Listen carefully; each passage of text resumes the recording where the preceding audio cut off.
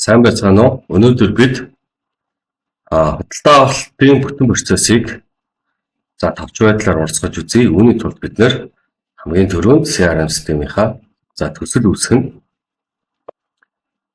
энэ зүүн дээд болонд байрлах шинэ төсөл үүсгэх гэдэг бол дараад шинэ төслөө болоод үүсгэж чинь. Бид нэр энд бол төсөл үүсгэсэн байна. Төсөл үүсгэсэн байгаа болохоор одоо энэтэйгээ уялдуулаад урсгажээ. Ингээд шинэ төсөл болоод үүсгэсэн байна. Төсөл үүсгэсэн бол инженер маань худалдаа авалтын хүсэлт үүсгэн. Энэ дээр барьлах худалдаа авалтын хүсэлт үүсгэх гэдэг дээр бол дараад орно. Энэ дээр төсөлтэй холбоотой ерөнхий үйл ажиллагаатай холбоотой гэж байгаа. Бид нэр жишээ авч байгаа болохоор ерөнхий үйл ажиллагаатай холбоотой бараа захиалъя. Хүсэлтийн төрлөнд бараа материал ажил үйлчлэгийн үндсэн үүрэг гэж байна. Чухалчлал нь бага дунд өндөр яаралтай гэж байна. Шалтгаанаа бичээд, тэмдэглэлээ бичээд нэг бараа нэмж үзье. Тоосго 50000 ширхгийг өнөөдрийн он сар өдрөө бичээд 6 сарын 2.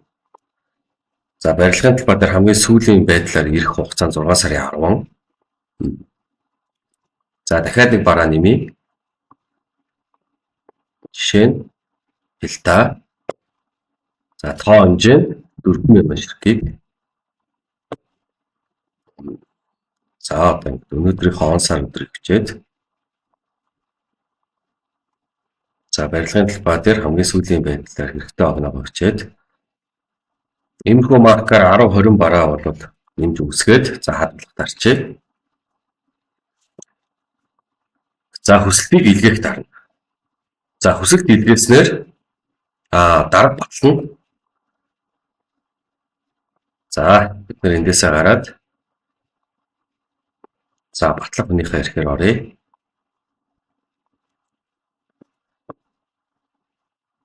Дарга маань CRM системийнхаа худалдаа авалт цэс рүү ороод миний баталгаажуулах хүсэлтүүд гэдэг дээр бол дараад орно.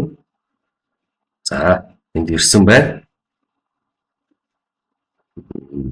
2026-06-02 гэдэг дээр дараад уг хүсэлтийг зохицуулж болж байна, баталгаажуулж болж байна. Тоосго 50000 ширхэг, бэлта 4000 ширхэг. Барилгын талбай дээрээс инженер маань загсан байна. Үүнийг батлая. Ингээд баталгаажуулж. Баталгаажуулсан бол худалдаа авалтын ахлах менежер маань худалдаа авалтын менежерүүдэд хуваарлана.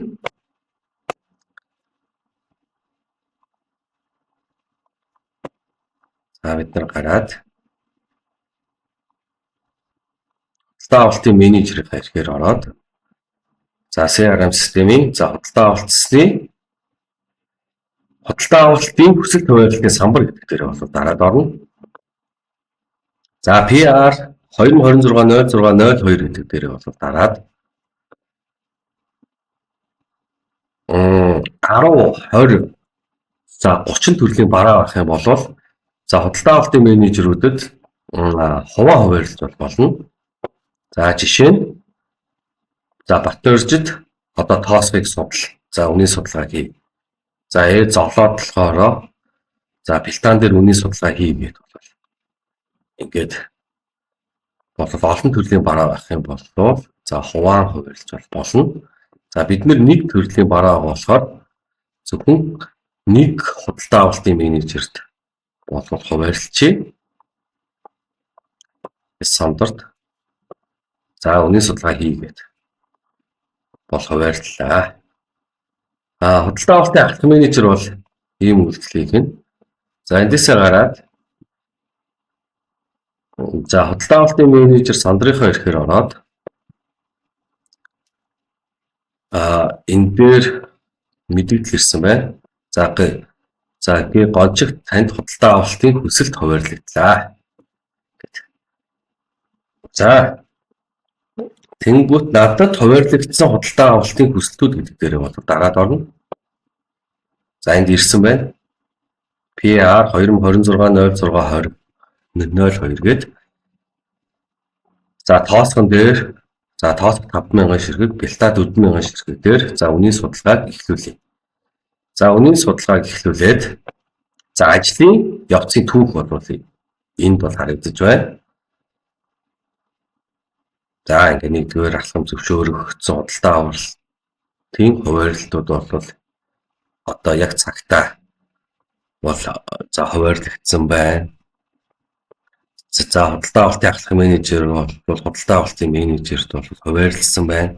Яг цагтаа гэдэг ингээд бүх юм нь бол одоо ингээд за ажлын явцын түүхтэр бол харагдана.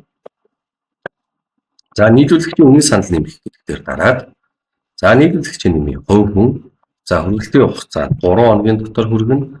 За төлбөрийн нөхцөл нь шууд нийлүүлсний дараа 100%, за 30 хоногийн дараа.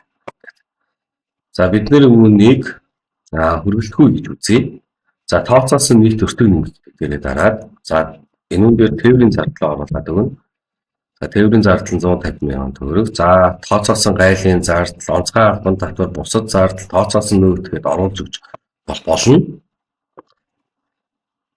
За хувь хүн маань санал болгосон нэгжийн үнэ нь 1000 төгрөг гэж бод үзье. За тоосхыг за бэлтааг 2500 төгрөг гэж бод үзье. За үнийн саналын файл авсаргаад тэгээд хадгалж. За нийлүүлэгчийн үнийн санал амжилттай хадгалтлаа гэж. За дахиад нийлүүлэгчээс за үнийн судалгаа авсан гэж үзье.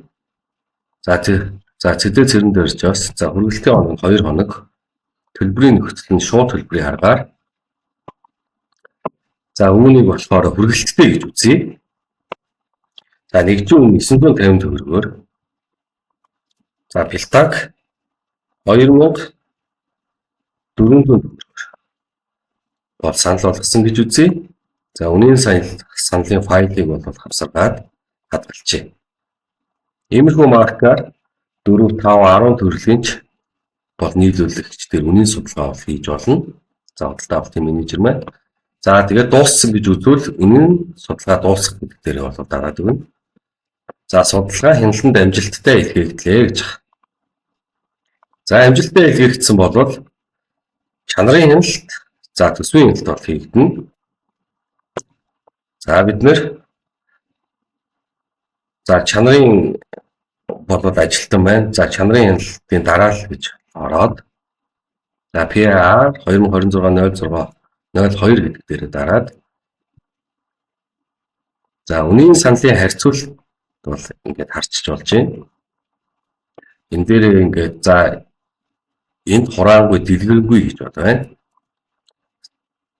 За ингээд бүх судалгаагаа хийгээд хийсэн болвол үнийг за батлая. За цэдэ цэрэн дээрч тэнцсэн. За хувь хүн нь бол тэнцээгүй арай үнэтэй байсан. Тэгээд эндээ нийт дүгнэлтээ бичээд за чанарын хяналтыг дуусгая. За чанарын хяналт амжилттай дууслаа. За чанарын хяналт дууссан болвол за төсвийн хяналтаар орно. За төсвийн хяналтын ажилтан маань болохоор хандах хэрэгээр ороод за дарж ороод за цэдэ цэрэн дээрч гэдэг нь нийлүүлэгчгээд за үнийн саналын харьцуултыг бол одоо харчна. За скоринг оноонууд бол за өгдөөд бол явна. За ингээд харсан болвол за хураангүй дэлгэрэнгүйгээр нь бол харчна.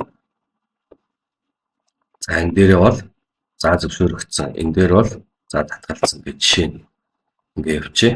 За зөвшөөрөгдсөн гээд нийт за шийдвэр өвчээд за төсвийн хяналтыг дуусгах. За төсвийн хяналт амжилттай дуслаа. За төсвийн хяналт дууссан бол сонгон шалралт руу орно. За байгууллагын дарга за 3, 4, 5 хүн ч гэж болно. Тэр хүмүүс маань за худалдаа авалтсныхаа за миний сонгон шалгаруулалтууд гэдэг дээрээ дараад орно. За ингээд сонгон шалгаруулалт дээрээ дараад орохоор за одоо ямар нийлүүлэгч нар хооронд одоо эн чинь өрсөлдөж байгаа бүх судалгаагаа хараад за барааны за түвшний харьцуулалтаа харж чинь чанарын хяналтын дүгнэлтээ харж чинь төсвийн хяналтын дүгнэлтээ харж чинь за санал өгөх явц нь бол за өвөн дээр бол жишээ болохоор зөвхөн нэг л хүн дээр бол за хийсэн байна. За ингээд хов хүн за зэдэл цэрэн дөрж гэдгээс сонгоод өгнө. За ингээд сэтгэлдлээ өчөөд санал өгөх тарч. За ингээд худалдаа авалтын захиалга үүсгэж байгаа. За ингээд худалдаа авалтын захиалгын норд амжилттай үүслэе гэж байгаа. За худалдаа авалтын захиалгын норд амжилттай үүссэн болвол за худалдаа авалт гэсний худалдаа авалтын захиалга гэдэг дээрээ болов дарна. За ингээд батлуулахаар илгээх гэдэг дээр болов дарчин.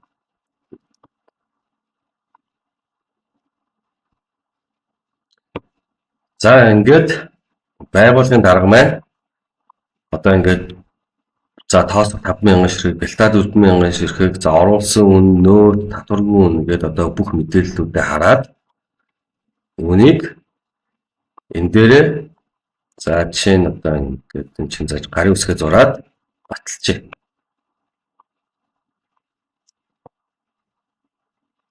За батлагдлаа. За баталсан болвол за худалдаа авалтын захиалга маань одоо үүссэн гэсэн үг. За худалдаа авалтын захиалга маань үүссэн болвол за борлуулалтын за худалдаа авалтын ахлах менежер маань болоод агуулгын ачлал бүртгэл болоод үүсгэнэ. За энд байж гин ачлал бүртгэл үүсгэх гэдэг дээрээ дараад за цэдэр цэрэн дөрч дээр за содон дэлгүүр байршилтанд содон дэлгүүр дээр ачлал бүртгэл үүсгэх. За нийт одоо үнийн дүн нь 14,350,000 төгрөг. За одоо ирэх овноо за 2-нд за тээвэрлэлийн дугаараа оруулаад за ингээд ачлал бүртгэл үүсгэж байгаа. Ачлал бүртгэл амжилттай үүслэе гэж байгаа. Фад орлого авахд мэдээлэл бүрэн. За ингээд үүсгэсэн болвол агуулгын нэрвэн маань бол за хүлээж авна. За бид нэр агуулгын нэрвийнхаа эрхээр ороод за агуулгацсны агуулгын ажил бүртгэл гэж орно. За агуулгын нэрвэн маань за энэ дээр ирсэн байна бид нэр. За энэ ногоон товч бол зөвхөн агуулгын нэрвэнд зөвхөн харагдана. За агуулгын нэрв энэ ногоон товчон дээрээ дараад за тоосго за 5,000 ширхэг ирсэн байна. За бэлтаа 4,000 ширхэг ирсэн байна гэж үсэх юм бол энд 5,000 гэдгээ бичээд энд 4,000 ширхэг ирсэн гэдгээ бичээд за энэ ард талд нь за тэмдэглэлээ бичээд тэгээд норог хадгалъя. За үүнийг за баталгаажуулаад за ингээд хүлээн авалт батлагдлаа гэж. За хүлээн авалт батлагдсан болвол фад орлого авахд мэдээлэл за бүрэн гэдгээ бол дараад өгнө. За тэгээд фад орлого авахд за бэлэн болгоё. Ингээд ачаал фад орлого авахд бэлэн гэж. За нэр маань тухайн бараагаа за хүлээж авсан болвол одоо бид нар юу хийх вэ гэхээр байгууллагын нэгтлэн маань орлогоо авна. За нэгтлэнгийнхаа эрхээр ороод за худалдаа авалтсны за гүйлгээ хийгдээгүй худалдаа авалтын захиалгууд гэдэг дээрээ дараад орно. За энэ доор бол ороод ирсэн байна. Цэдэл цэрэн дээр содон дэлгүүртгээд за үүнийг за хүлээж авъя. За юу юм? За тоосго 5,000 ширхэг, бэлтаад 4,000 ширхэг болвол за ингээд уг бараг бүртгээд за нэхэмжлэлээ үүсгэжээ. За ингээд хүлээн авсан бараатай холбоотой нэхэмжлэл бүртгэх гэдэг дээрээ дараад за ингээд ирсэн байна. За нийлүүлэх чинь бүртгэхийн дугаараа оруулаад за ингээд нэхэмжил бүртгэжээ.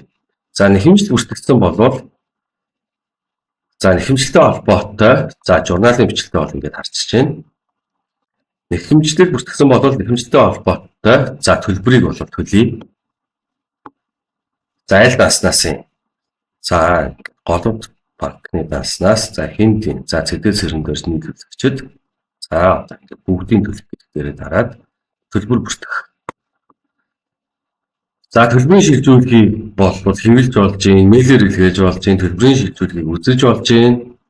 За төлбөртэй холбоотой журналын бичлэгтийг бол ингээд үзэж гин. За ингэсэн бол нэгтлэн байна. За банк ерөнхий дэвтрийн за банкны тохируулга гэдэг рүү ороод за голомт банк гадуур за одоо ингээд кубын дас руу ороход энд байж 14 сая 350 мянган төгрөг за нийлүүлэгчийн төлбөр байж байна. За үүнийг бид нэр тухайн банкны дансыг бол одоо энэ чинь за хуулгыг нь энэ доор уншуулад за ингээд одоо хооронд нь за тохируулж болж байна. За иймэрхүү маркаар за бараа худалдаа авалтын за бүтэн процессыг за товч байдлаар за урсгаж үзлээ. Анхаарал хандуулсан явдалд баярлалаа.